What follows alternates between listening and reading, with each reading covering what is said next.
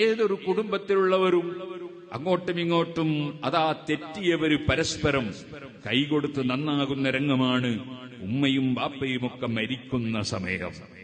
ആ മരിച്ച വീട്ടിൽ മാതൃഭൂമി പത്രം വായിച്ചാൽ ഒരു കുഴപ്പമില്ല, ദേശാഭിമാനി വായിച്ചാലും ചന്ദ്രിക വായിച്ചാലും മനോരമ വായിച്ചാലും ഒന്നും ഒരു കുഴപ്പമില്ല.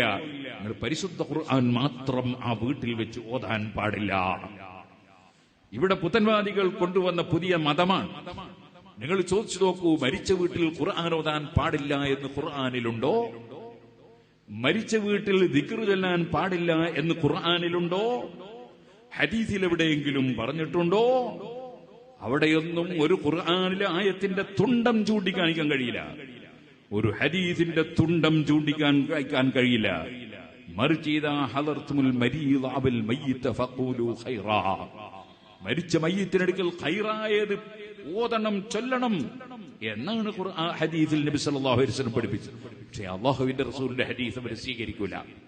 മരിച്ച വീട്ടിൽ വെച്ച ഒരാൾ അൽ ഫാത്തിഹ എന്ന് പറയുമ്പോ അവർ ഇറങ്ങിയങ്ങ് പോകും. ഫാത്തിഹ അവർക്ക് കേട്ടുകൂടാ, എന്ത് സ്വറ പറഞ്ഞാലും കുഴപ്പമില്ല, ഫാത്തിഹ കേൾക്കാൻ പറ്റില്ല. എന്നാൽ മുഹമ്മദ് നബി സല്ലല്ലാഹു അലൈഹി വസല്ലം പഠിപ്പിച്ചതോ ലൻ തഖറഅ ബിഹർഫിൻ മിൻഹുമാ ഇല്ലാ ഉതീതഹു. ഇമാം മുസ്ലിം റിപ്പോർട്ടിന്റെ ഹദീസാണ്. ഫാത്തിഹയിലുള്ള ഒരു അക്ഷരമെങ്കിലും ഓതിയിട്ട് ദുആ ചെയ്താൽ അല്ലാഹു ഉത്തരം തരും.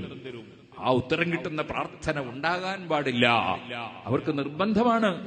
ഞാൻ ചോദിക്കുന്നു, എന്നിട്ടോ ഇവരിങ്ങനെ പറയും മുസ്ലിം സമുദായത്തിന്റെ ഔന്നത്യത്തിന് വേണ്ടി, മുസ്ലിം സമുദായത്തിന്റെ നന്മക്ക് വേണ്ടിയാണ് ജമാഅത്ത് ഇസ്ലാമിക്കാര് പ്രവർത്തിക്കുന്നത് എന്ന് പറയും. ഞാൻ ചോദിക്കട്ടെ, നബി സല്ലല്ലാഹു അലൈഹി വസല്ലമയുടെ ശരീരം മണ്ണിന്റെ ഉള്ളിൽ നിന്ന് ജീർണിച്ച് നശിച്ചു പോയി എന്ന് എഴുതിയത് കൊണ്ട് മുസ്ലിം സമുദായത്തിന് ലഭിക്കുന്ന നേട്ടം എന്താണ്? അതിലൂടെ നിങ്ങൾ യഹൂദികളെ തൃപ്തിപ്പെടുത്തുന്നുണ്ടാകാം, അത് ഈ മതവിരോധികളെ സുഖിപ്പിക്കുന്നുണ്ടാകാം. ഇതുപോലെ അമ്പിയാക്കൾ വഫാത്തോടുകൂടി അവർക്ക് പിന്നെ ഒരു കാര്യത്തിലും ഇടപെടാൻ ഒരു വകുപ്പില്ല എന്ന് പഠിപ്പിക്കുന്നതിലൂടെ നിങ്ങൾ മതവിരോധികളെ തൃപ്തിപ്പെടുത്തുന്നുണ്ടാകാം. ഖുർആൻ പാരായണം ചെയ്യാൻ പാടില്ല എന്ന് പറയുന്നതിലൂടെ ഖുർആൻ വിരോധികളെ നിങ്ങൾ സുഖിപ്പിക്കുന്നുണ്ടാകാം.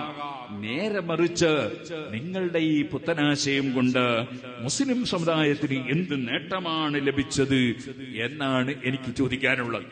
അത് മുജാഹിദായാലും ജമാഅത്ത് ഇസ്ലാമി ആയാലും ഏത് കക്ഷികളായാലും ഇനി അതിനേക്കാളെല്ലാം പിഴച്ചുപോയ റാഫിളത്തിന്റെ ചിന്താഗതിയുള്ള കുറെ പുത്തൻവാദികൾ വേറെയുണ്ട്. ഞാനിപ്പോൾ അവരിലേക്കൊന്നും ഇപ്പൊ കടന്ന് സംസാരിക്കുന്നില്ല. അള്ളാഹുവിന് കയ്യും കാലുമുണ്ടെന്ന് പറയുന്നവർ റാഫിളത്തിന്റെ വാദമുള്ളവരാണ്. അള്ളാഹു കസേരയിൽ ഇരിക്കുന്നു എന്ന് പറയുന്നവർ അവർ റാഫിളത്തിന്റെ വാദമുള്ളവരാണ്. ഇമാം അബുൽ ഹസൻ അൽ അശ്അരി റളിയല്ലാഹു അൻഹുവിന്റെ മഖാലാത്തുൽ ഇസ്ലാമീൻ എന്ന ഗ്രന്ഥത്തിൽ അതൊക്കെ റാഫിളത്തിന്റെ വാദമാണെന്ന് രേഖപ്പെടുത്തിയിട്ടുണ്ട്. അതുപോലെ മഹാന്മാരുടെ കിതാബുകളിലൊക്കെ രേഖപ്പെടുത്തിയിട്ടുണ്ട്. ആ വാദമുന്നയിക്കുന്ന കക്ഷികൾ ഇതേപോലെ അവരുടെ വാദത്തെ പിന്തുണച്ചുകൊണ്ട് രംഗപ്രവേശം ചെയ്ത പല പുത്തൻവാദികളുമുണ്ട്. ഞാനൊരിക്കൽ മലപ്പുറം ജില്ലയിലെ കൂട്ടായിയിൽ പോയി പ്രസംഗിച്ചു. കൂട്ടായി എന്ന് പറയുന്ന സ്ഥലത്ത് നൂരിശാ തരീഖത്തുകാരുടെ ശല്യമുള്ള ഒരു സ്ഥലമാണ്. അവിടെ ഞാൻ പോയി പ്രസംഗിക്കാൻ കാരണം നൂരിശാ തരീഖത്തുകാർ അമ്മികൊത്താനുണ്ടോ എന്ന് ചോദിക്കുന്ന മാതിരി വെല്ലുവിളിക്കുകയായിരുന്നു. അന്ന് ഞാൻ പോയി നൂരിശാ തരീഖത്തുകാരുടെ പുസ്തകങ്ങൾ വായിച്ച് അള്ളാഹുവിന് അവയവങ്ങളുണ്ടെന്ന് പറയുന്ന വാദവും അള്ളാഹുവിന് സ്ഥലമുണ്ടെന്ന് പറയുന്ന വാദവുമൊക്കെ അവരുടെ പുസ്തകങ്ങളിൽ ഞാൻ വായിച്ച് കേൾപ്പിച്ച് പ്രസംഗിച്ചു. ഇപ്പോൾ നിങ്ങൾക്ക് ആ പ്രസംഗം വേണമെങ്കിൽ യൂട്യൂബിൽ കിട്ടും. അതിന്റെ ശേഷം പിന്നെ അമ്മികൊത്താനുണ്ടോ എന്ന് ചോദിക്കുന്നത് കേട്ടിട്ടില്ല. അവർ ആ ആശയം പറയാൻ അവർക്ക് പിന്നീട് ധൈര്യം വന്നിട്ടില്ല. അങ്ങനെയുള്ള കുറേയേറെ കക്ഷികളുണ്ട്. അതിന്റെ എല്ലാം അടിസ്ഥാനം അല്ലാഹുവിന്റെ റസൂൽ സല്ലല്ലാഹു അലൈഹി വസല്ലം പഠിപ്പിച്ച ദീന് നശിപ്പിക്കാൻ വേണ്ടിയുള്ള ചില പദ്ധതികളും പരിപാടികളുമാണ്. ഞാനിപ്പോൾ അതിലേക്ക് വിശദമായി കടന്ന് സംസാരിക്കുന്നില്ല. പറഞ്ഞ് റാഫിളത്തിന്റെ വാദമുന്നയിച്ച് അതേ CM വലിയുള്ള പടച്ചവനാണ് എന്നിവരെ പറഞ്ഞ കക്ഷികളുണ്ടായില്ലേ? ഓ സുഹൃത്തുക്കളെ, റാഫിളത്തിന്റെ വാദമാണ്.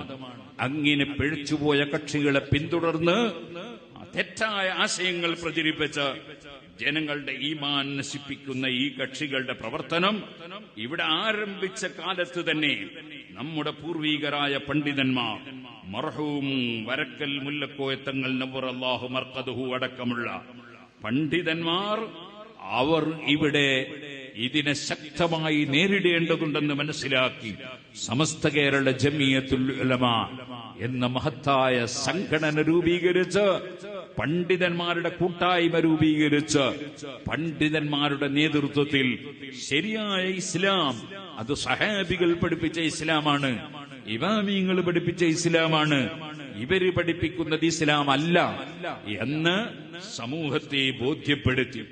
അങ്ങനെ ബോധ്യപ്പെടുത്തി ആ പ്രവർത്തനങ്ങളുമായി സമസ്ത കേരള ജമിയത്തുൽ ഉലമ ഇന്നും മുന്നോട്ട് പോയിക്കൊണ്ടിരിക്കുകയാണ്. ബഹുമാനപ്പെട്ട സുൽത്താനുൽ ഉലമയും റഈസുൽ ഉലമയും അതുപോലെയുള്ള എല്ലാ പണ്ഡിതന്മാരും അതിന് നമുക്കിപ്പോൾ നേതൃത്വം നൽകിക്കൊണ്ടിരിക്കുന്നു.